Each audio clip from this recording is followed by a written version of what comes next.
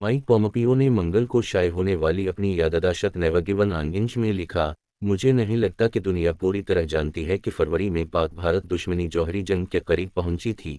2019 में एएफपी ने रिपोर्ट किया कि फरवरी 2019 में भारत ने अस्करियत पसंद ग्रुप को एक खुदकुश बम हमले का जिम्मेदार ठहराया जिसमें मकबूजा कश्मीर में इसकी नीम फौजी फोर्स के 41 एहलकार हलाक हुए, जिसके बाद पाकिस्तानी इलाके बालाकोट में एक फिजाई हमला हुआ।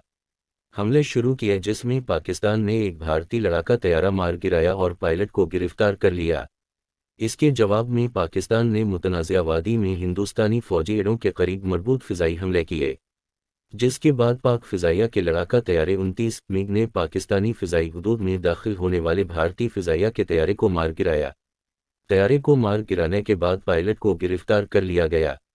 इस पूरे वाक़ये को अब पाकिस्तानी फ़ौज की तरफ से ऑपरेशन स्विफ्ट रिटार्ट के नाम से जाना जाता है।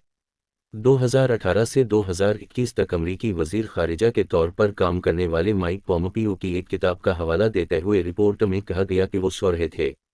रात गए इन्हें अपनी इस वक्त की भारतीय हम मनसब सुषमा स्वराज का फ़ोन आया जिसने कहा कि पाकिस्तान फ़िज़ाई हमले के बाद एटमी हमले की तैयारी कर रहा है और भारत भी इसके जवाब की तैयारी कर रहा है। मैंने इसे कहा, अब कुछ ना करें और हमें चीज़ों को सुलझाने के लिए वक्त दें।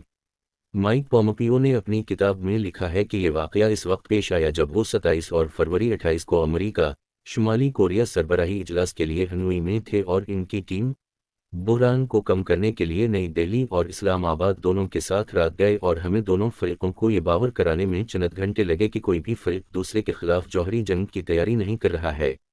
सफ़ीर ने इस वक्त के कौमी सलामती के मुशीर जान के साथ काम करना शुरू किया।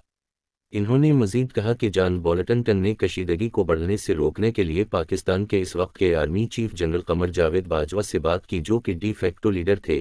खौफनाक नताइज से बचने के लिए जो हमने इस रात किया वो कोई और कौम नहीं कर सकती थी।